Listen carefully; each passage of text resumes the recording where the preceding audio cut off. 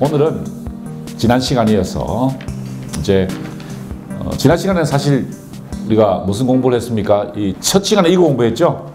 예, 그리스의 정신이 무엇이었는가에 대해서 기본적인 오리엔테이션을 했었습니다. 호메로스부터 소크라테스, 플라톤, 알렉산드로스. 그러니까 처음부터 끝이죠. 처음부터 끝. 그러니까 호메로스부터 알렉산드로스까지 어떤 그리스의 정신이 있었는가에 대해서 쭉 제가 개괄적으로 첫 시간에 설명을 드렸고, 이 그리스 사람들이 가장 이상적으로 생각하던 사람들의 모습들을 쭉 제가 설명을 드렸습니다. 그리고 지난 시간에 우리가 호메로스의 일리아스와 오디세이아 공부를 했죠. 지난 시간에 우리가 공부했던 겁니다. 한번 복습해 볼까요? 가장 인상적인 장면이 바로 첫 번째 책 일리아스에서 나왔던 이 격투 장면이죠. 이 헥토르와 아킬레스가 서로 일합을 겨루던 그 장면. 그 중에서 가장 핵심적인 구절이 바로 이 헥토르가 이제 한자 독백했던 이 이야기죠. 이제 헥토르가 창을 확 던졌는데 창이 다 빗나갔어요. 자기가 이렇게 죽을 운명이 다가왔다고 생각하면서 이제말로 신들께서 나를 죽음으로 부르시는구나. 인간은 모두 필멸한다는 거죠. 모든 사람은 다 죽는다는 것이었습니다. 이제 사악한 죽음이 가까이 있고 더 이상 멀리 있지 않으니 피할 길이 없다. 그러나 내 결코 싸우지도 않고 명성도 없이 죽고 싶지 않으니 후세 사람들도 들어서 알게 될 큰 일을 하고 나서 죽으리라. 이게 호메로스의 첫 번째 책 일리아스의 핵심 내용이었습니다. 인간은 모두 필멸한다는 거죠. 다 죽는다는 것입니다. 그런데 그냥 죽지 않겠다는 거죠. 필멸의 명성을 남기겠다는 것이, 그것이 인생이다라는 것이 바로 호메로스의 첫 번째 책 일리아스의 핵심 내용이었습니다. 두 번째 책 오디세이아의 핵심 내용은 이거죠. 여러분의 운명을 사랑하라는 것이었습니다. 아무리 험난한 일이 닥쳐도 나는 이미 노을과 전쟁터에서 많은 것을 겪었고 많은 고생을 했어. 그러니 이들 고난에 이번 고난이 주가 될 테면 되라지요. 라는 어떤 자기 운명에 대한 사랑, 아모르 파티라고 말씀드렸죠. 이것이 바로 그리스 사람 첫 번째 서사시인이었던 호메로스가 첫 번째 서사시였던 일리아스와 오디세이아를 통해서 우리에게 해주고 싶었던 이야기였습니다. 보시는 것처럼 이 주인공 오디세우스가 거친 파도를 헤치면서 앞으로 나아가는데 이 배를 보는 느낌이 사뭇 다르죠. 그죠? 예. 거친 파도를 헤치면서 자신의 몸을 먹고 앞으로 나아가는 저 선장의 모습에서, 저 선원들의 모습에서 예전과 다른 느낌이 드는 게 사실입니다. 어쨌든 저 오디세우스처럼 우리도 인생에 주어진 그 항로를 성실히 수행해야 되고, 그 성실하게 수행하는 과정에서 일어나는 고난과 시련을 내가 극복하겠다, 극복해야 한다, 그것이 나의 운명이다, 나는 그 운명을 사랑하겠다 라는 그 정신이 바로 호메로스가 우리에게 첫 번째 해주었던 이야기 일리아스와 오디세이였다는 것을 제가 말씀드렸습니다. 자, 그런데 이제 오늘 강의가 시작됩니다. 자, 여러분께 질문 드리고 싶은 것은 우리가 그리스 하면 어떤 생각을 하자는 겁니다. 그리스 하면은 뭐가 제일 먼저 떠오르십니까? 제가 드리고 싶은 말씀은 뭐냐면은 우리가 가지고 있는 그리스에 대한 이해가 너무 신화 중심이거나 아니면은 철학 중심이라는 겁니다. 전자가 그렇게 된 것은 이영기 선생 때문에 그런 것 같아요. 우리 아이들이 너무 만화책을 많이 봐서 그런 것 같아요. 신화에 대한 이야기가 굉장히 많아요. 또 많은 이야기는 소크라테스, 플라톤, 아리스토텔레스입니다. 그건 아마 교수들 때문에 그랬던 것 같아요. 교수들이 자꾸 플라톤 철학을 많이 하니까 그 사람들 자꾸 이게 플라톤, 아리스토텔레스, 소크라테스 이런 얘기를 많이 해놓으니까 그리스에서는 신화의 세계거나 아니면 철학의 세계구나 이렇게 생각하는데, 그러니까 시의 세계거나 아니면 철학의 세계라고 생각하는데, 문학의 세계라고 혹은 철학의 세계라고 하는데 역사가 빠져있다는 겁니다. 우리가. 자, 여러분들께 그걸 좀 강조해드리고 싶어요. 역사적 사유의 결과가 신화로 나오고 철학으로 나온다는 겁니다. 이건 제 생각이 아니고요. 많은 석학들이 그렇게 동의를 하시더라고요. 정말 그 철학적 사유가 전부인 것 같은데, 신화적 사유가 굉장히 우리를 재미있게 하는데 사실은 역사적 사유를 통해서 철학과 그 다음에 신화를 볼 필요가 있다는 것입니다. 그래서 제가 여러분들께 과연 그러면은 우리가 그리스를 가는데 그리스의 역사를 이해하지 못하면은 신화의 세계에 빠진다는 겁니다. 혹은 철학의 세계로 빠진다는 거죠. 현실과는 좀 동떨어진 이야기를 하게 된다는 겁니다. 그래서 철저하게 우리 사유를 역사적으로 이끌어가기 위해서 먼저 역사책들을 중심으로 한번 개관을 쭉 하는 작업을 할 겁니다. 그 다음에 우리에게 주어진 예를 들어 문학이라든지 철학이라든지 것들을 해 나가게 될 텐데요. 이렇게 하는 이유는 제 전공이 역사이기 때문에 그렇습니다. 제가 역사를 전공했기 때문에 역사적 사유를 기반으로 하는데요. 제가 그래서 여러분들께 정말 콘크리트하자 그러죠. 아주 구체적인 그리스의 역사 이야기를 한번 해보고자 합니다. 그리스의 역사를 통해서 도대체 무엇을 배울 것인가에 대해서 한번 생각을 오늘 해보죠. 자, 여러분 이제 지난 시간에 우리가 배운 게 뭡니까? 바로 트로이 전쟁이죠. 이 트로이 전쟁의 이 역사적 기록은 별로 없습니다. 호메로스의 기록이 유일하게 남아있는 거죠. 그 다음에 뭐 약간 파편적인 그런 것들만 남아있는 도자기 같은 것들, 이런 것들도 좀 남아있어요. 하지만 그건 역시 호메로스의 소설을 바탕으로 이제 각색된 것들이죠. 자, 그런데 그때 이 그리스 사람들, 그 당시는 헬라스라고 그랬는데요. 이 헬라스 사람들에게 타자는 누구 있을까요? 타자, 다른 사람들. 우리는 타자가 누굽니까? 우리가 아닌 사람들은 누구로 하죠? 우리 한국 사람들은 누가 타자입니까? 예? 북한? 서양인. 네, 서양인. 예, 서양인. 중국인? 옛날에는 중국인이었죠. 타자가. 그렇죠? 요즘은 서양인들이 우리의 타자, 혹은 뭐 북한 사람? 뭐 이런 사람들. 뭐 이런 사람들이 우리 타자 개념을 생각합니다. 근데 이 사람들에게는 타자 개념이 뭘까요? 트로이가 저 타자였습니다. 트로이. 신화적인 존재였지만, 그래서 보세요. 이 그리스 사람들과 싸우고 있는 트로이 사람들의 모습을 어떻게 묘사를 했습니까? 이 반인반마의 굉장히 괴물처럼 이해를 한다는 거예요. 타자를 어떻게 생각하냐면은, 우리하고는 다른 사람이다. 이렇게 생각했다는 거죠. 그래서 반인반마의 괴물처럼 생각하는 경향이 있었다는 것이죠.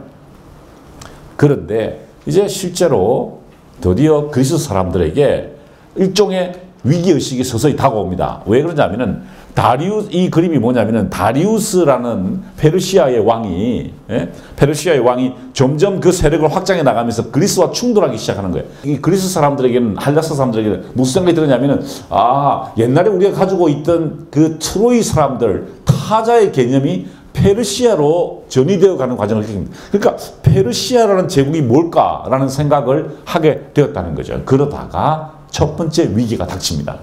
자, 여러분, 트로이 전쟁은 일종의 상상 속에 작은 전쟁을 상상화시켰다고 보면은 페르시아 전쟁은 실제적인 위협이었다는 것이죠. 기원전 499년부터 449년입니다. 외우고 싶죠?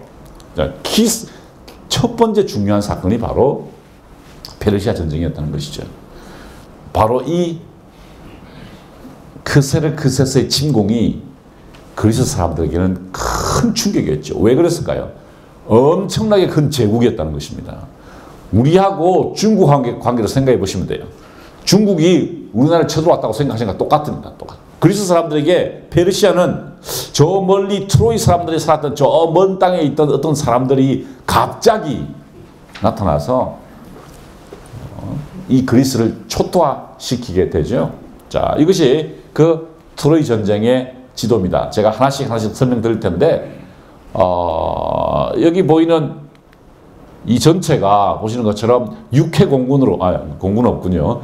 육군하고 해군이 공격해와서 아주 초토화시키는 그런 아주 험난한 시기를 거치게 됩니다. 바로 그때 오늘의 주인공인 헤로도토스가 역사란 책을 씁니다.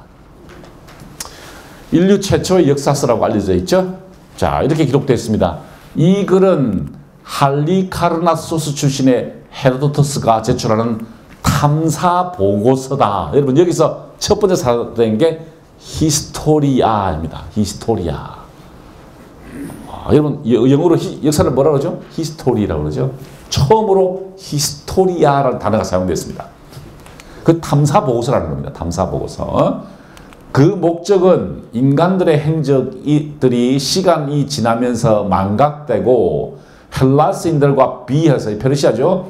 페르시아인들의 위대하고도 놀라운 업적들이 사라지는 것을 막고 무엇보다 헬라스인들과 비헬라스인들이 서로 전쟁을 하게 된 원인을 밝히는 데 있다. 자, 재밌지 않습니까, 여러분? 신화적 사건을 해석하지 않았다는 겁니다. 아, 이 사건은 제우스가 노했기 때문이다. 포세이돈이 우리를 징벌했다. 이런 해석이 아니라 인류의 미래를 생각해 볼 때 사람들이 사건을 다 잊어버린다는 겁니다. 그래서 내가 그 기록을 남기겠다는 거죠. 기록을 남기겠다. 전후 좌우를 보겠다는 겁니다. 이것은 상상의 세계나 시의 세계가 아니라는 거죠. 그러면서 내가 이 책을 왜 쓰느냐?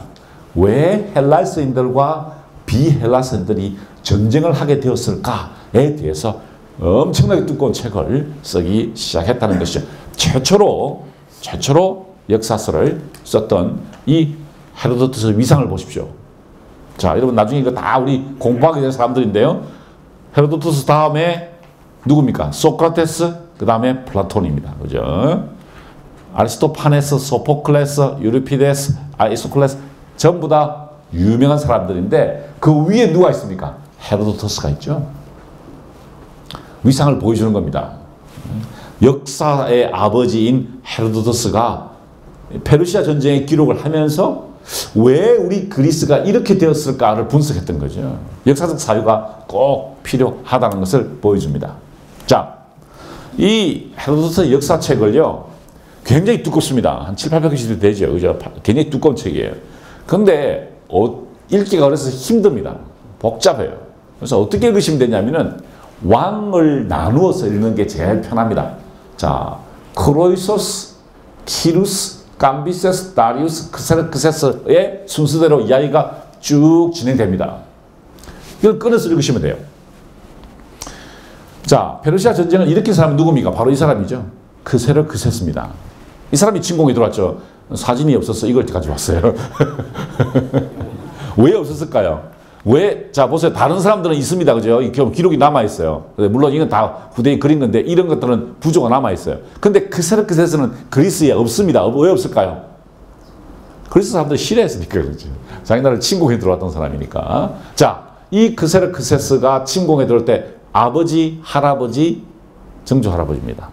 정조 할아버지. 이 사람이 바로 키루스가 페르시아를 만든 사람입니다. 페르시아를 만든 사람. 이제 여러분이 다음 시간에 3시간, 우리 3주 후에 이 키루스에 대해서 공부를 하게 됩니다. 키루스의 교육이라는 책이 있는데요. 지도자들이 어떤 식으로 행동하고, 어떤 식으로 판단하고, 어떤 식으로 사람들을 이끌어 가야 되는가에 대해서 기가 막히게 설명을 하고 있습니다. 이 헤로도투스는 여기서부터 이야기를 시작하는 것이 아니라 여기서부터 시작합니다. 크로이소스. 이 사람이 누구냐면은 리디아의 왕인데 이 리디아의 왕이 바로 지금의 터키입니다. 터키 지방에서부터 시작된 왕조들의 이야기를 쭉 하면서 어떻게 여기서 이 사람이 그리스를 침공해 왔는가, 그리고 그 침공에 대항해서 그리스 사람은 어떻게 싸웠는가에 대한 이야기를 담고 있는 게 헤로도투스의 역사라는 책입니다. 자, 3번의 전쟁이 있었죠. 큰 전쟁 3번을 제가 정리를 해놨습니다. 그러니까 그걸 보시면은 이 헤로도투스가 무엇을 주목했는지를 볼 수 있는데요. 첫 번째 전쟁이 이 마라톤입니다. 마라톤. 자, 마라톤 들어보셨죠? 마라톤 전투. 바로 여기가 마라톤입니다. 아테네에서 오른쪽으로. 여러분, 이거 사진을 제가 보여드리는 이유가요. 사진을 유심히 봐놨어요. 그래서 나중에 현장에 가시면은 이런 생각이 듭니다. 아, 여기 어디 본 것 같은데? 이런 생각이 들어요. 그게 바로 사유를 하게 되는 패턴입니다. 우리는요, 전혀 모르는 상태에서 새로운 것을 바라보면은 이해하지 못합니다. 무엇인가 전이해를 가지고 사건을 보면은 이게 그거였구나라고 이해하면서 우리가 이해를 하게 되는 거예요. 그러니까 여러분들에게 제가 사진을 보여드리는 게 페르시아가 이렇구나. 이런 지형을 잘 보세요. 페르시아 지형입니다. 바닷가죠. 바닷가입니다. 바닷가에서 페르시아 군대가 도착하니까 저희 그리스 이 아테네 군대가 기습작전을 감행하게 되죠. 그래서 승리를 하게 됩니다. 그때 싸웠던 용사죠. 마라톤의 용사입니다. 제가 마라톤에서 찍어온 건데 그 입구에서 이 뒤에 무덤이 있는데요. 그 마라톤의 용사들의 모습이 있습니다. 이게 바로 그 마라톤에서 싸웠던 용사들의 무덤입니다. 여기도 보세요. 딱 이렇게 300 몇 명의 그 용사들이 묻혀 있는 거. 여기서부터 어떻게 됐습니까? 전쟁을 이기고 달려갔죠. 그죠? 달려가서 마라톤이 시작됩니다. 자, 기록을 보십시오. 아테네인들은 페르시아인들과 맞붙어 싸우게 되자 훌륭하게 싸웠다. 우리가 알기에 그들은 적군을 향해 뛰어서 돌격한 최초의 헬라스인들이었다. 무슨 말입니까? 그 당시 아테네 사람들은, 그리스 사람들은 굉장한 약자였다는 것이죠. 페르시아풍의 옷과 그것을 입고 있는 자를 보고도 참고 버틴 최초의 헬라스인들이었다. 그때까지 헬라스인들은 페르시아인이라는 말만 들어도 주눅이 들게 하는 말이다. 무슨 말입니까? 그냥 꼼짝을 못해. 그 페르시아를 말만 들어도 무섭다 이렇게 생각했다는 정도예요. 엄청난 강자였다는 것입니다. 근데 처음으로 마라톤의 용사들이 용감하게 싸움을 시작했다는 거죠. 그래서 이제 처음으로 적과 용감하게 싸웠던 페르시아 사람, 그리스 사람들의 모습입니다. 그래서 뛰었죠. 이겼다고. 뛰어서 아테네에서 승리를 이야기를 하고 죽게 되었습니다. 사실은 기록에 보면은요, 아테네로 뛰어간 게 아니라 스파르타 뛰어갔습니다. 스파르타까지 뛰어갔습니다. 전쟁에 알리기 위해서, 도움을 청하기 위해서. 이제 그렇게 됐는데 이게 올림픽 게임으로 성화가 되었죠. 자, 그게 490년입니다. BC 490년. 그러다가 10년 후에 첫 번째 전쟁을 실패로 했던 페르시아가 이번에는 육군을 보냅니다. 해군을 보내다 실패했죠. 그죠? 육군을 보냅니다. 그래서 쭉 위로 돌아가지고 이렇게 저 위쪽으로 돌아가지고요. 내려와서 어디로 가냐면은 테르모필라에라는 곳에서 이제 전쟁을 하게 됩니다. 여러분 우리 보셨던 그 영화 그세스가 쳐들어왔던 그 테르모필라입니다. 여기가 바로 그 테르모필라입니다. 이 테르모필라에는요, 온천이 있어요. 온천의 문이다 이런 뜻입니다. 온천으로 가는 문이다 이런 뜻인데 여기 이렇게 휘어져 있습니다. 여기서 그 전투가 있었습니다. 영화하고 좀 다르죠. 영화는 굉장히 좁은 공간에서 싸운 것처럼 되어 있는데 바로 여기가 그 테르모필라의 전투가 있었던 그 지역입니다. 잘 보시면은 여기가 바로 거기입니다. 여기 보이시죠? 여기가 테르모필라입니다. 이 군대가 이렇게 내려오다가 여기서 붙은 겁니다. 여기서. 여기 보십시오. 산이 있죠. 크죠? 산이 큽니다. 이 산이. 바로 여기가 아폴로 신전이 있는 바로 그 델피로 가는 산인 델피, 파르나소스 산이라고 그러죠. 그러니까 여기 산이 높기 때문에 이 밑으로 협곡이 있고요. 반드시 이 산을 못 넘어가기 때문에 이렇게 지나갈 수밖에 없다는 거죠. 그래서 여기 있던 펠로폰네소스에 있던 스파르타 군대가 저기서 진을 치고 방어를 하기 시작한다는 거죠. 바로 이곳입니다. 여기 파르나소스 산인데요. 이쪽이 델피 쪽입니다. 여기 보시면 델피 쪽에 여기가 있는데 여기가 보통 아테네에서 올라가죠. 아테네에서 이렇게 올라가는데 이렇게 돌아오는 것도 굉장히 재미있어요. 이렇게 삥 돌아서 이렇게 오면은 그 자연이 굉장히 뭐라 그럴까요? 아름답다 그럴까? 신비하다는 느낌을 줄 정도입니다. 자, 바로 그 테르모필라에서 싸웠던 전쟁의 신화가 아니죠. 역사가 지금 기록으로 유적으로 잘 정리되어 있습니다. 영화에 보시면은 그런 장면이 나오죠. 사신이 오니까 그 사신을 빡 차버리죠. 그죠? 스파르타 하면서 빡 차버리는 그 장면이 어디서 나왔느냐? 바로 이곳에서 나온 겁니다. 역사의 7장에 나오는 이야기인데요. 크세스는 아테네와 스파르타에는 물과 흙을 요구하는 전령을 보내지 않았다. 항복할 사람들은 물과 흙을 보내라고 했어요. 그래서 많은 나라들이 보냈습니다. 그런데 스파르타하고 아테네는 보내지 않았다는 거죠. 그 이유는 전에 다리우스, 자기 아버지죠. 다리우스가 같은 목적으로 전령을 보냈을 때 아테네인들은 전령들을 구덩 속에 몰아넣고 스파르타인은 우물에다가 빡 쳐넣었죠. 그죠? 우물 속에 쳐넣었다는 거죠. 거기서 왕에게 줄 흙과 물을 가져가라고 했던 것이다 라고 이야기했다는 거죠. 이 기록 때문에 그런 영화에 그런 장면이 있었던, 뭡니까? 저항했다는 것이죠. 자, 그래서 드디어 테르모필라에 쪽으로 60만 대군이 쳐들어오게 됩니다. 당시 아테네나 스파르타의 인구는 3만 명에서 4만 명, 5만 명, 10만 명 이 정도였어요. 그런데 60만 대군이 쳐들어오니까 스파르타나 이 아테네로서는 충격이었죠. 그죠? 그걸 300명이 막는다는 것은 거의 불가능한 일이죠. 불가능한 일입니다. 사실은 300명만 있었던 게 아니고요. 한 2,000명 정도 있었습니다. 다른 연합군들이 있었는데 제일 선두에 스파르타의 군대가 300명이 서서 이 60만 대군과 싸우게 된 것이죠. 영화에서 잘 묘사되어 있습니다만은 레오니다스라는 스파르타의 그 왕과 그 300명의 용사들이 임전무태의 정신으로 싸워서 다 죽게 되죠.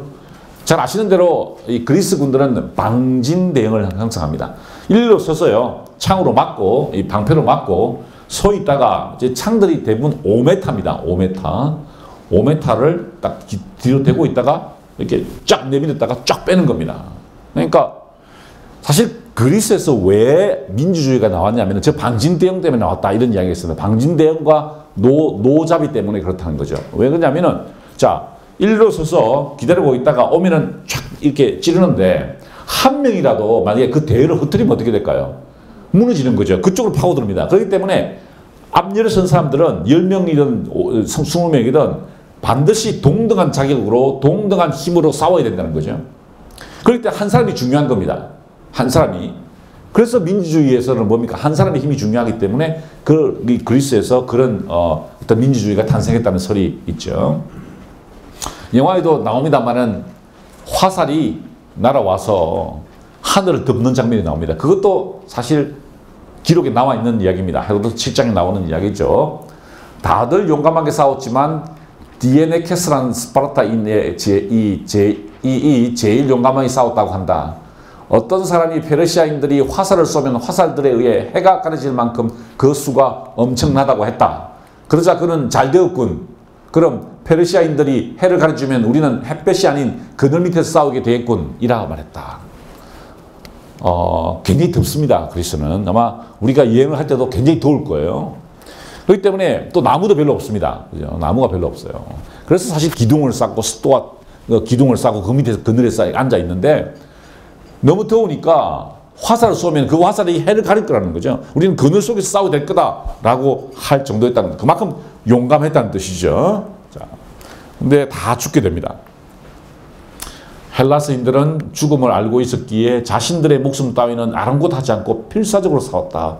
레오니다스는 이 혼전 중에 용전분투하다가 전사했고 그와 함께 내가 이름을 알고 있는 다른 저명한 스파르탄들도 전사했다. 사실 나는 300명 전원의 이름을 알고 있다.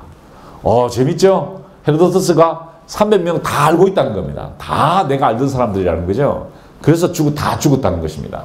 자, 그렇게 해서 이제 육로가 뚫렸습니다. 자, 보십시오. 위에서부터 내려왔죠. 내려와가지고 육로가 뚫린 거예요.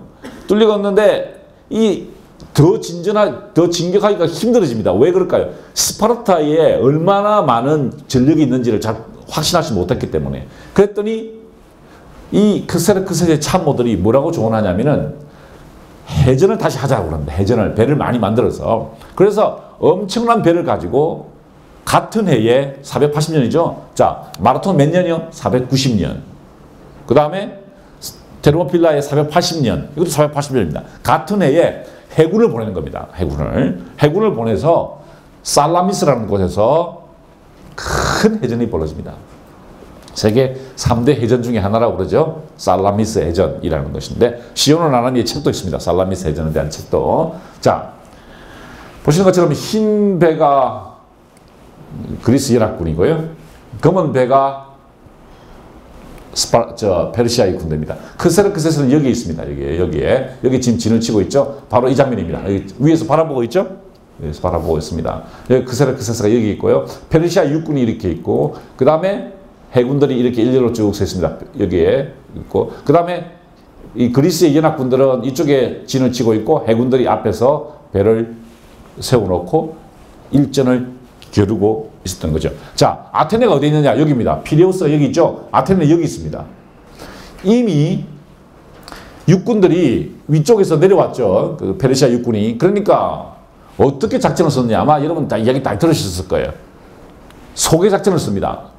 신탁을 받아보니까 나무에 피한 자는 생명을 구하리라라는 신탁이 내려왔어요. 그랬더니 어떻게 생각했냐면 나무가 뭐로 해석했냐면 나무 배를 이용한 거다.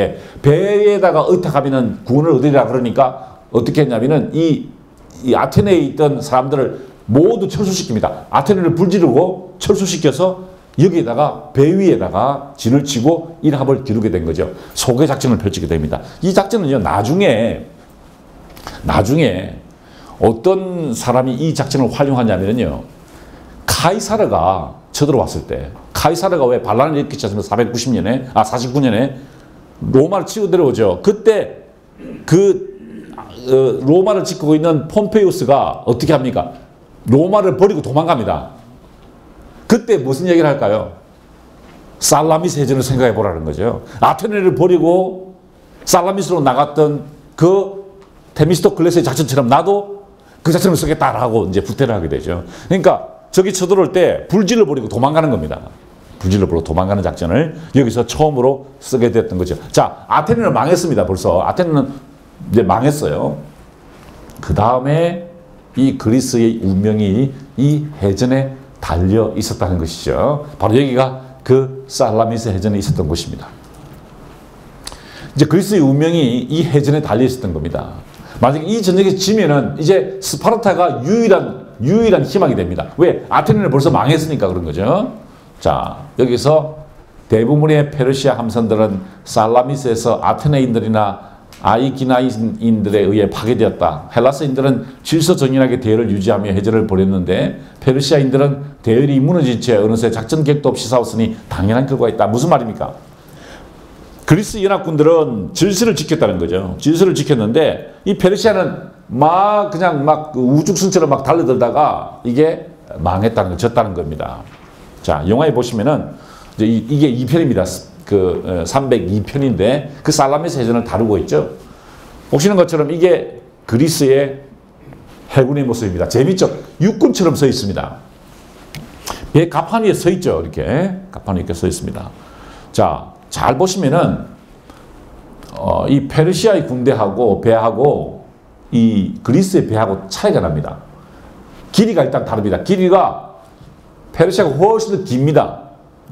그리고 그리스는 이게 짧아요. 재밌는 게 그렇기 때문에 이 운행하는 게 어느 게 더 유연할까요? 그리스 배가 더 유연하게 방향전환을 할 수 있습니다. 왜? 긴 배는 방향 틀려면 이렇게 빙 돌아야 되죠. 그죠? 근데 이 그리스 배는 짧기 때문에 신속하게 방향을 틀어가지고 옆으로 가서 보통 배가 이렇게 있으면은요, 페르시아 배가 이렇게 있으면 옆을 이렇게 쾅 박습니다. 충격을 가해가지고요. 박은 다음에 위에 있던 군인들이 뛰어갑니다. 그러니까 일종의 육상전 개념이죠. 그래서 뛰어갑니다. 자, 그런데 쾅 박을 때 충격이 가겠죠. 그죠? 그러면 어떻게 할까요? 앞으로 쏠리지 않습니까? 그래서 여기 보시면 로프가 있죠. 로프를 잡는 겁니다. 이렇게 딱 잡고 있다가 쾅 부딪히면 몸을 딱 지킨 다음에 놓고 뛰어가면서 전쟁을 하는 거죠. 그 육상전 개념이랑 마찬가지입니다. 위에다가 갑판을 이렇게 다른 배 위에다가 탁 올리든가 아니면 충격을 가해서 뛰어가서 이제 전쟁을 하는 그것이 그들의 작전이었습니다.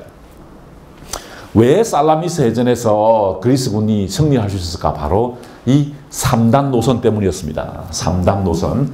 페르시아 군대는 배가 어떻게 되냐면 50명이 일렬로 서서 졌습니다. 100명이 졌는 거죠. 양쪽으로. 이렇게 짓는 겁니다. 그런데 그리스군은 보시는 것처럼 이게 3단입니다. 위로 돼 있어요. 위로. 페르시아는 일렬로 돼 있고 여기는 3단으로 돼 있으니까 훨씬 더 강력한 힘이 나오겠죠. 그죠? 강력한 힘이 나와서 이게 더 빠른 속도로 달릴 수 있었기 때문에 그렇다는 겁니다. 그런데 숫자는 훨씬 작았습니다. 배 숫자는. 그런데 어떻게 이겼을까? 바로 이 작전입니다. 테미스토클레스의 작전이 성공했죠. 보시는 것처럼 일렬로 서 있지 않고요. 이렇게 서 있는 겁니다. 배를 이렇게 주둔시키는 거예요. 이게 지휘불은 여기 있고요. 배를 이렇게 딱 주둔시키면 일렬로 서 있으면은 한 번에 뚫리면 안 되니까 이렇게 이동하는 겁니다. 이동을 해서 만약에 여기 적이 나타났다. 그러면 이쪽 배들이 가서 충격을 가하고 또 빠져나오고 충격을 가하고 빠져나오고 이러면서 작전을 펼치게 된 것이죠. 그래서 살라미스 해전에서 승리를 거두게 되는데 그 작전을 총괄했던 사람이 바로 테미스토클레스입니다. 테미스토클레스. 이 사람이 왜 중요하냐? 다음 시간에 또 나옵니다. 이 사람이 살라미스 해전에서 승리를 거두고 그리스를 위기에서 구했죠.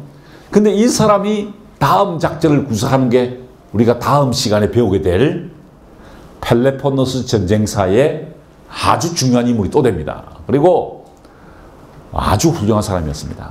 정말 지도자의 모습, 위기에 처한 그리스를 구하는 사람의 표상이라고 해서 나중에 페리클레스라는 인물이 나오는데요. 자꾸 복잡하게 제가 만들어 드리는 것 같은데, 자, 페리클레스라는 인물이 나오기 전에 이 테미스토클레스가 최고의 지도자였다는 것입니다.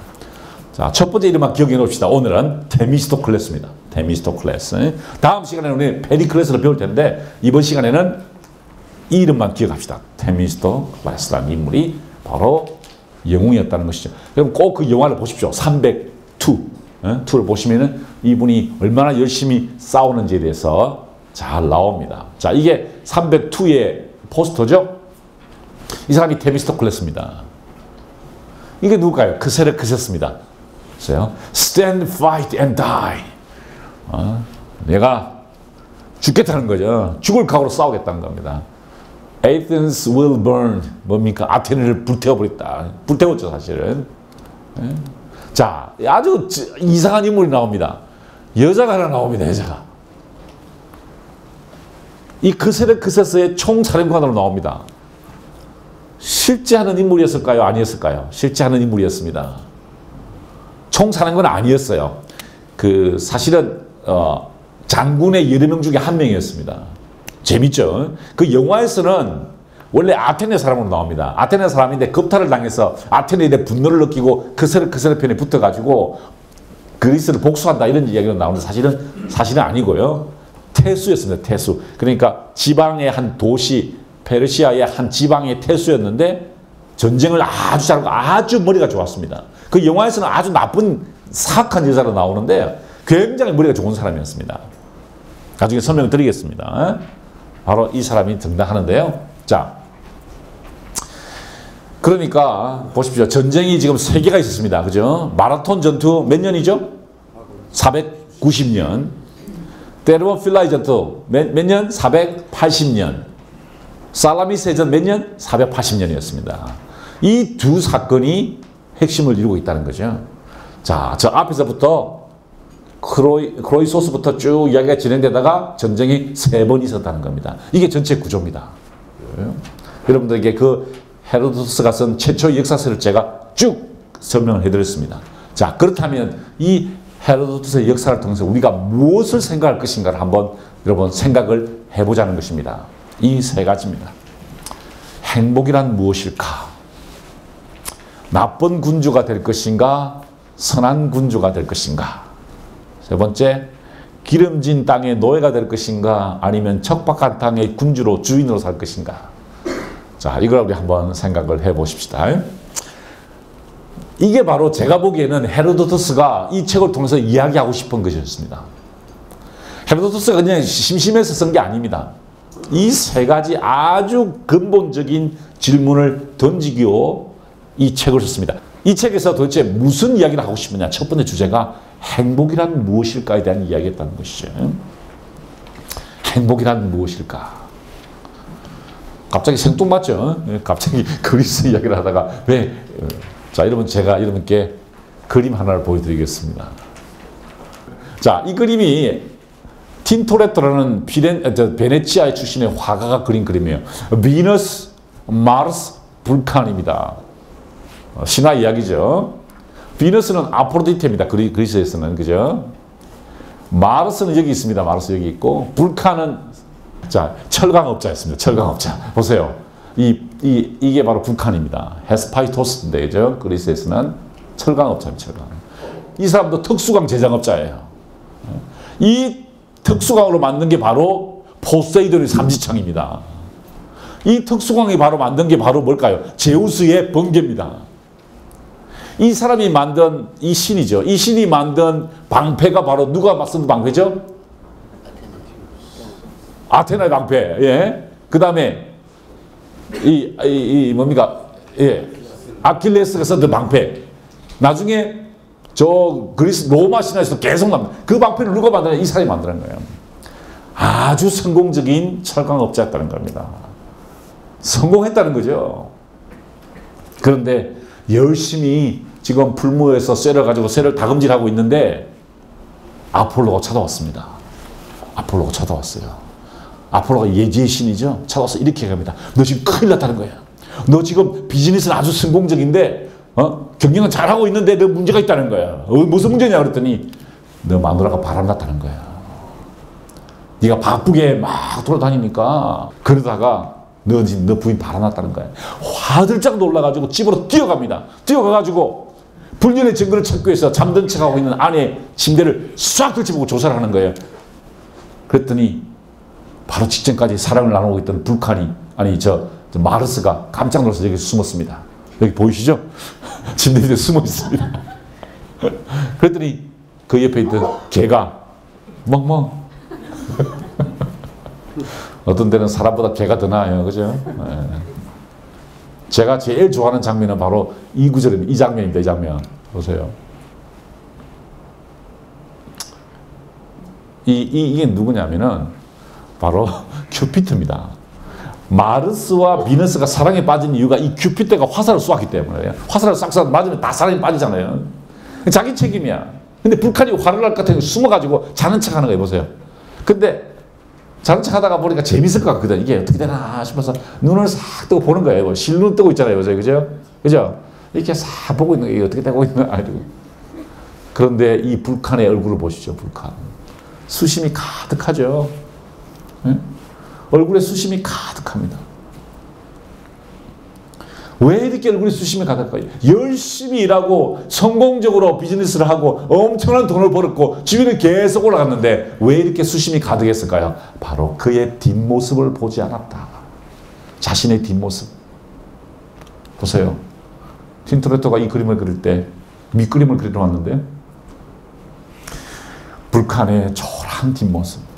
행복을 추구하기 위해서 열심히 살아왔는데 사실은 행복하지 않았다는 겁니다. 자, 이 주제가 바로 이 역사의, 이 헤로도트의 역사의 첫 번째 나오는 이야기입니다. 어떤 이야기냐? 크로이소스 왕이 나옵니다. 아까 제가 말씀드렸죠. 리디아의 왕이라고. 이 사람이 처음 이야기 나옵니다. 자, 보십시오.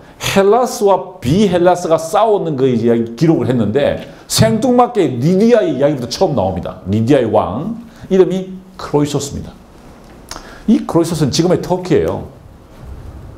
이 터키에서 금광이 발견되었습니다. 엄청난 금이 나왔어요. 처음으로 금화를 만들었습니다. 이 사람이. 그래서 보세요. 금화를 가지고 있죠. 여기 금화. 금화가 많이 있죠. 엄청난 부자였다는 것입니다. 그래서 영어 표현에 이런 표현이 있습니다. Rich as Croesus, richer than Croesus. 크로이소스처럼 부자인 혹은 richer than Croesus, 크로이소스보다 부자인 이런 표현이 있어요. 그래서 이 사람은 어떻게 생각했냐면 이렇게 생각했죠. 야, 내가 제일 부자고 내가 제일 권력을 가지고 있으니까 내가 왕이니까 내가 세상에서 제일 행복한 사람이구나 라고 생각을 했습니다. 그런데 아테네에서 현자가 찾아오죠. 바로 솔론입니다. 자, 나중에 우리 또 솔론 공부를 할 거예요. 이 솔론 사람 재밌는 사람입니다. 그리스가, 아테네가 막 혼란스러웠거든요. 막 빈부 갈등이 심하고 막 싸우고 이럴 때 이 사람이 누진세율을 적용했습니다.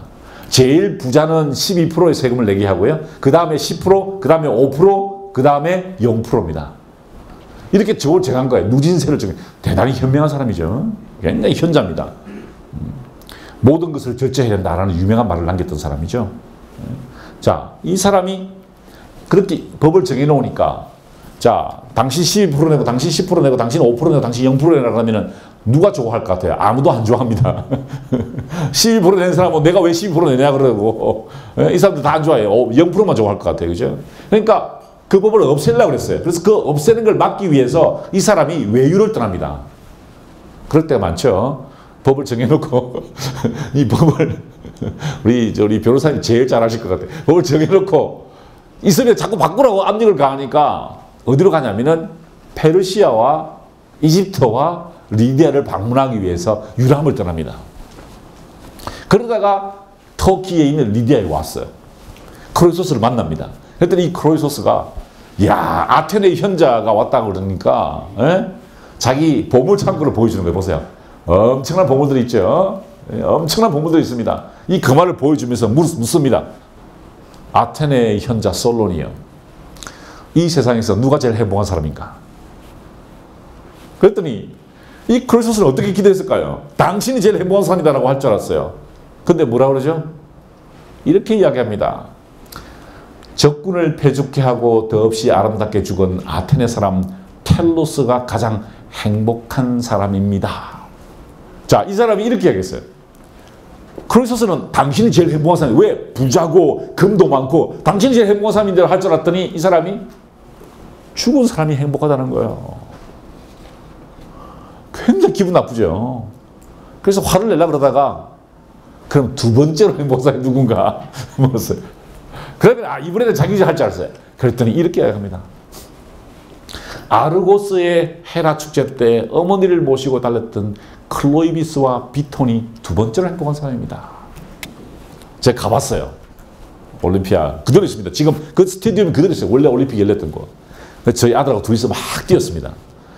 거기서 아무도 없었지만 저희 아들하고 둘이서 막 달리기도 했어요. 제가 이래봬도 올림픽에서 뛴 사람입니다. 그때 제 와이프가 뒤에 제가 와이프한테 뭐라 그러냐면 우리 제 처한테 니 뒤로 가 있어. 나가 있어. 왜 그러더라고요. 원래 올림픽 게임은 네 여자들은 못 들어와.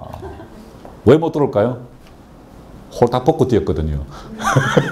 다 나처럼 뛰었어요. 여자들은 못 들어와. 남자들만 했어요. 예? 그럼 여자들은 어떻게 할까요? 여자들도 올림픽 해야죠. 그게 바로 헤라 축제였던 겁니다. 여자들의 올림픽은 따로 있었어요. 여자들끼리 모여서 하는 거예요. 자, 이 헤라 축제의 주인공이 누굽니까? 헤라죠. 제우스의 아내죠. 가고 싶었어요.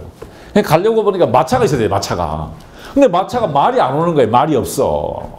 그랬더니 그 아들 클로비스와 비톤이 말을 대신해서 자기들이 멍에를 졌습니다. 그래서 보세요. 이게 지금 마차, 이게 뒤에 마차는 사라졌는데 탁 뛰는 거예요. 막 뛰었던 겁니다. 어머니를 모시고, 어머니를 축제장으로 모시고 하기 위해서 열심히 뛰었던 겁니다. 뛰어가지고 어머니를 다 모셔드리고 어머니가 너무 좋아요. 그래서 헤라 축제를 즐깁니다. 올림픽을 즐기니까 이 클로비스와 비톤이 너무나 행복하게 웃으면서 풀밭에서 잠들게 되는데 그것이 그들의 죽음이었죠. 그들이 더 행복하다는 겁니다. 이상하죠. 왜 죽음이 그렇게 행복한가? 그래서 막 다그쳐 물었습니다. 아니 내가 제일 행복한 게 아닌가? 그랬더니 이렇게 이야기하죠. 전하, 인간이란 전적으로 우연의 산물이옵니다. 우연의 산물이에요. 우연의 산물. 여러분 지금 저랑 만난 게 이게 지금 필연이라고 생각하세요? 우연이죠. 전하는 거부에다 수많은 백성을 다스리는 왕이옵니다. 하지만 저는 전하께서 행복하게 생을 마감했다는 것을 알기 전에는 전하의 물음에 답할 수 없습니다. 큰 부자라도 운이 좋아 제가 가진 부를 생을 마감할 때까지 즐기지 못한다면 그날그날 사는 사람보다 더 행복하다 할 수 없기 때문입니다. 세상에 제가 부자들 많이 봤어요. 그런데 인생을 즐기는 게 아니라 술로 하루하루 연명하는 분을 제가 많이 봅니다. 스트레스를 견디지 못해서 그 스트레스를 견디지 못해서 그 부를 유지하는 게 너무 힘들어서 술로 자신의 스트레스를 다스리는 사람들 제가 본 적이 있어요. 행복할까요, 그 사람들이? 만약 어떤 사람이 행복하게 생을 마감하게 되면 그 사람이야말로 전하께서 찾고 계시는 사람, 곧 행복하다고 부릴 자격이 있사옵니다. 누가 죽기 전에는 그를 행복하다 부르지 마시고 운이 좋았다 하소서. 누가 죽기 전에 아무도 모른다는 겁니다. 마지막 죽음의 순간에 행복한 사람, 그게 진짜 행복한 사람이지 지금 가진 것이 많다고 행복한 사람이 아니라는 거죠. 무슨 일이든지 그 결말이 어떻게 되는지를 눈여겨보아야 할 것입니다. 신께서 행복의 그림자를 언뜻 보여주시다가 파멸의 구름턱에 빠뜨리는 경우가 비일비재하지 않습니까? 헤로도트스가 그걸 주목한 겁니다. 왜 인간은 진정한 행복을 추구하지 않고 전쟁을 하고 서로 싸우고 서로 더 많은 영토를 차지하려고 애설까? 자, 그러다가 드디어 이 크로이소스가 아까 보여드렸던 그 키루스 대왕에게 지게 됩니다. 키루스가요, 나라를 확장해 나가면서 페르시아를 건국하고 제일 먼저 친 게 바로 리디아였어요. 지금의 터키였죠. 잡혔습니다. 그래서 졌기 때문에 당시의 관례대로 화형을 차게 됩니다. 화형. 장작불을 세워놓고 보세요. 이 장작불을 피워놓고 불을 지피는 겁니다. 이제 크로이소스가 죽게 됐어요. 근데 불을 이렇게 확 지피는데 비가 와가지고 불이 꺼졌어요. 그래서 이 기루스가 어떻게 생각하냐면 아 신께서 얘를 보호하는 모양이다 라고 해서 풀어줍니다. 풀어줘가지고 물어봅니다. 뭘 물어주냐면 궁금한 게 있었어요. 이 사람은 터키 사람이죠. 리디아 사람인데 헬라스 사람들이 하는 이상한 행동을 따라했습니다. 뭐죠? 바로 헬라신도 아니면서 델피 신전에 가가지고 신탁의 예물을 자꾸 바쳤어요. 자, 석방한 다음에 물어봤습니다. 너 왜 그랬냐?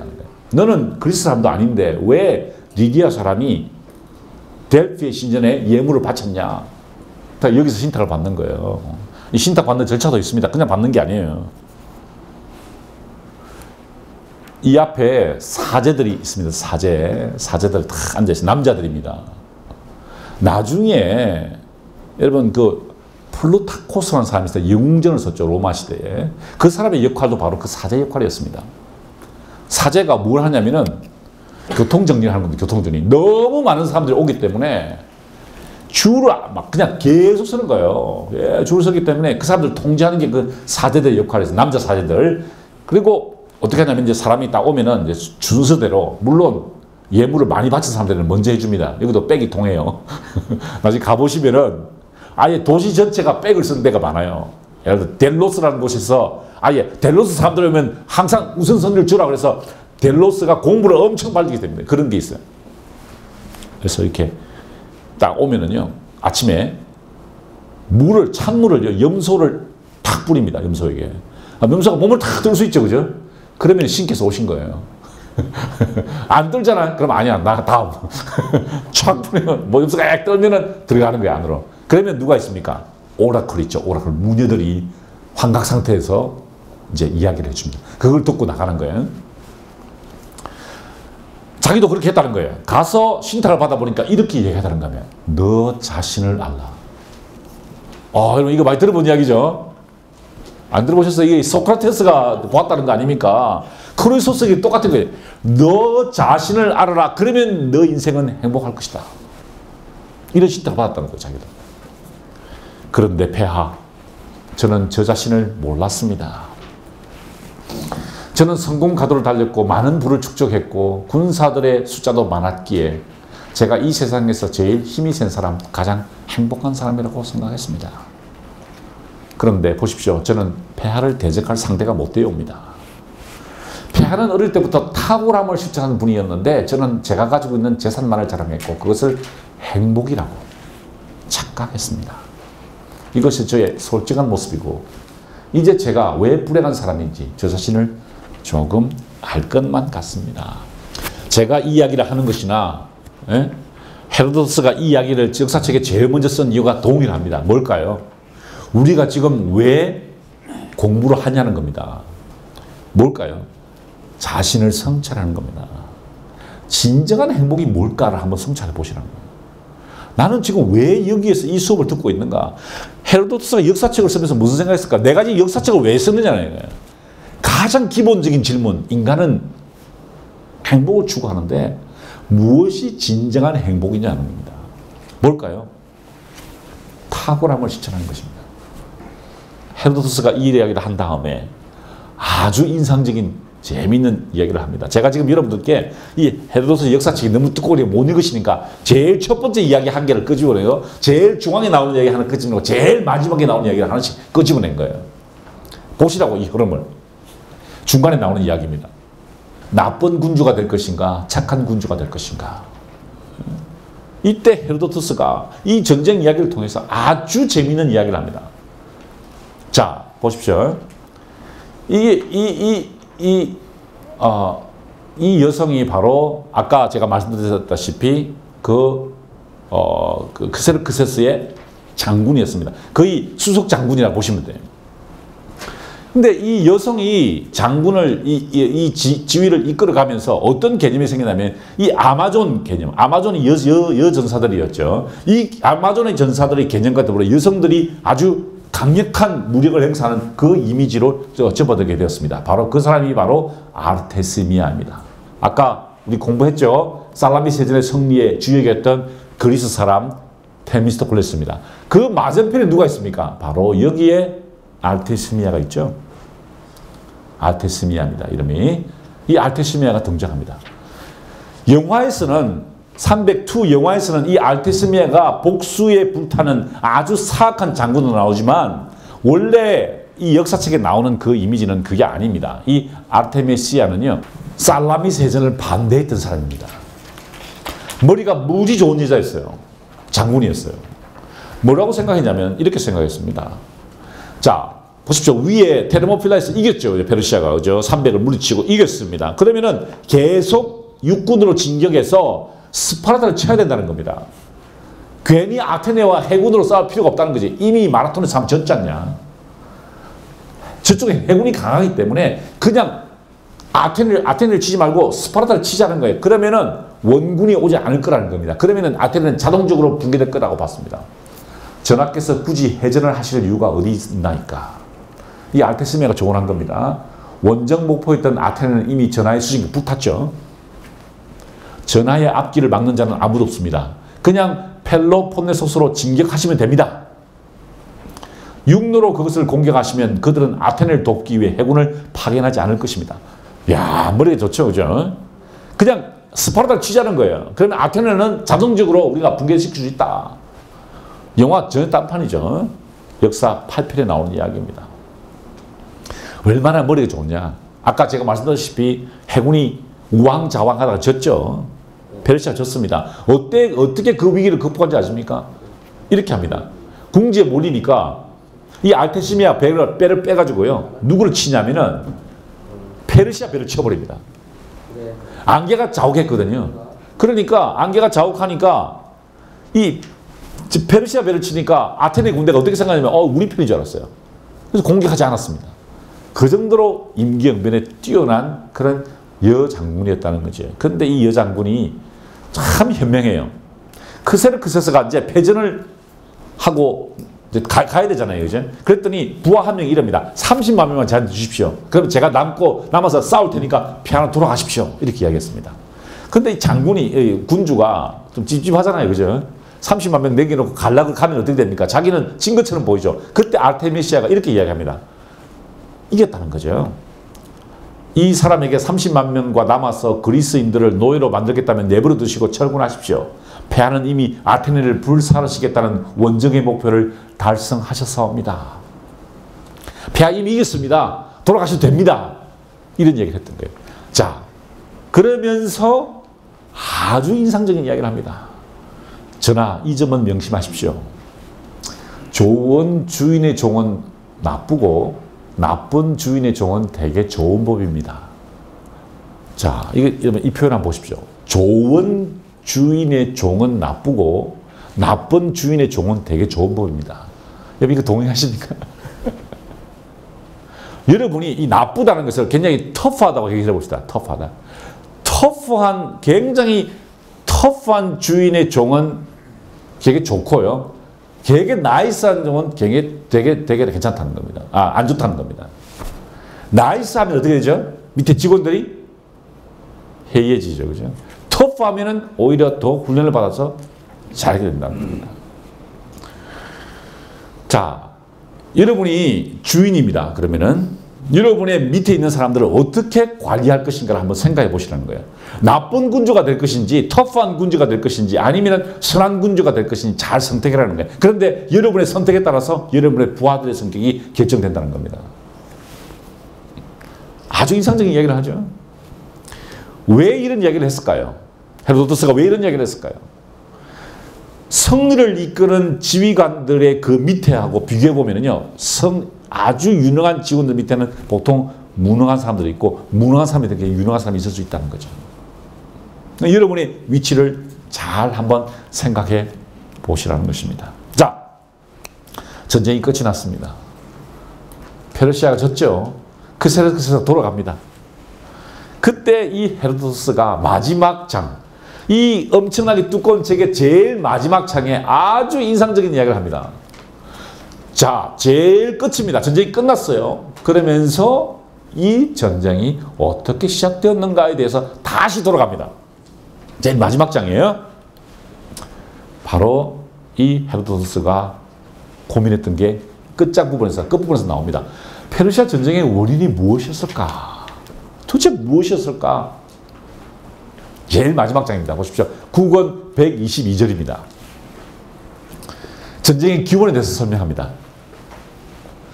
자, 이 사람이 키루스입니다. 페르시아의 왕이죠. 그러니까 이 크세르크스는 정손자입니다. 정손자.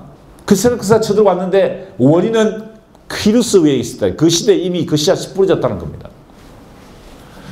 부하들이 페르시아가 건국되고 나니까 키루스 대왕에게 이렇게 말합니다. 폐하, 우리가 지금 차지하고 있는 이 좁고 울퉁불퉁한 곳을 떠나 더 나은 곳을 차지하도록 합시다. 더 큰 땅을 차지하자는 거죠.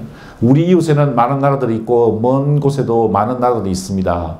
우리가 그중 하나를 취하면 더 많은 사람들에게 더 많은 칭찬을 받게 될 것입니다. 이것은 지배민족에게는 당연한 일입니다. 우리가 강자라는 거죠. 페르시아가. 우리 강자는 더 세력을 확장해야 된다는 것입니다. 우리가 일종의 어떤 세력을 형성하고 있습니다. 그러면은 더 큰 땅을 추구해야 된다는 거죠. 더 큰 세력을 추구해야 된다는 겁니다. 확장해야 된다는 겁니다. 그랬더니 키루스 대왕은 이 제안을 듣고 대단한 것으로 여기지 않았으나 그 제안대로 하라. 이거 재미있는 표현이죠. 완전히 좋은 아이디어는 아니지만 그럴 수밖에 없다는 것입니다. 어떤 제국이나 조직이나 기업이나 집단이 세력을 형성하면은 결국 이 집단과 세력은 팽창해 나갈 수밖에 없다고 합니다. 그럴 경우 지배민족에서 피지배민족이 될 각오를 하라고 경고했다는 것입니다. 결국 팽창해 가다 보면 어떻게 됩니까? 붕괴한다는 거죠. 계속 팽창하면 나중에는 결국 붕괴할 것이라는 걸 미리 예상하라고 키루스가 이야기한 겁니다. 그래서 페르시아인들은 그의 말이 옳음을 인정하고 물러났고, 자, 후퇴한 겁니다. 크세르크스가 후퇴했다는 그 이야기입니다. 페르시아인들은 옛날 자기 조상들이 했던 키루스가 했던 말이 옳음을 인정하고 물러났고, 자신들의 견해가 키루스 대왕의 견해보다 못하자 평야를 경작하며 남의 노예가 되느니 척박한 땅을 살며 지배자가 되기를 선택했던 것이다. 끝. 이게 이 책의 끝입니다. 여러분 선택하십시오. 기름진 땅에 평야를 경작하면서 기름진 땅에 노예로 살 것인가, 아니면 척박한 땅에서 주인으로 살 것인가 선택하라는 겁니다. 그래서 페르시아 사람들은 그냥 척박한 땅에 군주로 살려고 돌아왔다는 거예요. 기름진 그리스 땅에서 세력 확장을 기하다가 노예가 되지 않기를 결정했다는 거예요. 야, 여러분 이거 무서운 말인지 아닙니까? 네? 그리스의 최초의 역사가가 이 페르시아 전쟁의 역사를 쭉 기록하고 제일 마지막에 기름진 땅에 노예로 살 것인가, 척박한 땅에 군주로 살 것인가, 여러분이 결정하십시오. 저라면은 기름진 땅에 군주로 살겠습니다 라고 이야기하시지 마시고, 그게 그렇게 되지 않는단 말이에요. 에? 그게 영원히 그렇게 되지 않는다는 말입니다. 긴 역사를 볼 때 망하지 않은 집단이 어디 있습니까? 그죠? 그러면 선택은 두 가지일 겁니다. 척박한 땅에서 군주로 살던가, 아니면은 진정한 행복을 추구해야 된다는 거죠. 제일 첫 번째 나온 이야기죠. 이제 감이 잡히시죠? 네? 척박한 땅에 군주로 살던가, 아니면 진정한 행복이 무엇인지 크로이소스를 기억하라는 거예요. 뭘 추구해야 되죠? 탁월함을 추구해야 된다는 거예요. 부를 추구하는 것이 아니라, 권력이나 지위를 추구하는 것이 아니라 탁월함을 추구해야 한다. 그것이 지금 이 헤로도토스가 최초의 역사서를 통해서 우리에게 해주고 있는 이야기라는 것입니다. 자, 이 키루스 대왕의 이야기는요, 제가 다음에 또 해드리겠습니다. 다음 시간 이제 과제입니다. 다음 시간의 과제. 자, 투키디데스의 펠로폰네소스 전쟁사입니다. 지금 페르시아 전쟁은 어떤 전쟁이었죠? 페르시아 쳐들어온 거죠. 외국이 쳐들어온 겁니다. 더 큰 위기가 닥칩니다. 언제까요? 내전이 일어납니다. 스파르타와 아테네가 싸우는 거예요. 그게 뭐죠? 펠로폰네소스 전쟁입니다. 위기가 닥친 거죠. 이건요, 우리가 꼭 읽어봐야 될 책입니다. 왜? 우리도 전쟁의 경험이 있잖아요. 내전의 경험이 있지 않습니까? 그죠? 우리도 내전의 경험이 있잖아요. 북한하고 남한하고 싸웠잖아요. 우리가 6.25 전쟁이 그거 아닙니까? 그러니까 우리 시선으로 봐야 돼. 근데 여기서 지도자들이 나옵니다. 지도자들이. 스파르타가 워낙 육군이 강합니다. 아테네 해군이 강했죠. 육군이 쳐들어왔습니다. 아테네 사람들 어떻게 할까요? 전쟁하자 그럴까요? 전쟁하지 말자 그럴까요? 전쟁하지 말자 그럽니다. 하지 말자. 그때 한 명의 지도자가 나옵니다. 누가 나오죠? 페리클레스가 나옵니다. 싸우자. 연설을 합니다. 사람들이 막 욕을 해요. 이 자식은 안 보내면서 뭐 니는 전쟁에 안 나가니까 이런 소리 하지 않냐. 무슨 소리 하는 거냐고. 페리클레스가 일어나가지고 그 유명한 페리클레스의 추도사와 전쟁에서 죽은 사람들에 대한 추도사가 진짜 사람들의 마음을 위로하고요. 용기를 주는 추도사가 있습니다. 그거 한번 꼭 읽어보셔야 돼요. 몇 장 안 돼요. 3장밖에 안 됩니다. 그 다음에 페리클레스의 연설문. 그걸 읽지 않고 어떻게 여러분이 지도자가 되시려고 그래요. 그 반드시 읽으셔서 저랑 같이 다음 시간에는 이 페리클레스의 전쟁사, 투키디데스의 펠로폰네소 전쟁사를 한번 읽어보도록 하겠습니다. 자, 조금 시간이 남았겠는데 오리엔테이션을 해드립니다. 보십시오. 이게 페르시아 전쟁입니다. 잘 보세요. 이거 꼭 기억하셔야 돼요. 그리스를 공부하려면 이걸 모르면 안 됩니다. 페르시아 전쟁이 499, 449죠. 외우셨죠? 그 다음 전쟁이 뭡니까? 펠로폰네소스 전쟁입니다. 그러니까 보세요. 기원전 5세기는 거의 전쟁의 시기였다는 겁니다. 이 전쟁의 시기에 놀라운 문화가 일어납니다. 이 30년 평화기라고 그래요. 요거를. 이 전쟁이 480년이 끝나면서 이게 한 30년 평화기라고 그러죠. 자, 헤로도트스가 역사를 썼죠. 이 사람이 연대입니다, 이게. 이 점에 썼겠죠, 그죠? 그럼 이 점에 페르시아 전쟁을 기록했습니다. 무슨 말이죠? 지금 펠로폰네소 전쟁이 시작된 거예요. 자, 다음 시간에 이게 투키디데스입니다. 그러니까 보이시죠? 460년부터 395년 사이입니다. 자, 이 두 사람이, 이 사람은 요걸 기록하고 이 사람은 요걸 기록했어요. 그런데 이 사람은 투키디데스는 펠로폰네소 전쟁사의 요 중간 부분에서 끝입니다. 다 기록하지 못해요. 중간에 끝이 납니다. 여기서. 자, 소크라테스가 바로 이 사람입니다. 399년에 죽었어요. 자, 보이십니까? 위치가? 소크라테스가 죽을 때 아테네는 어땠을까요? 흉덕입니다. 왜? 전쟁 겪었죠.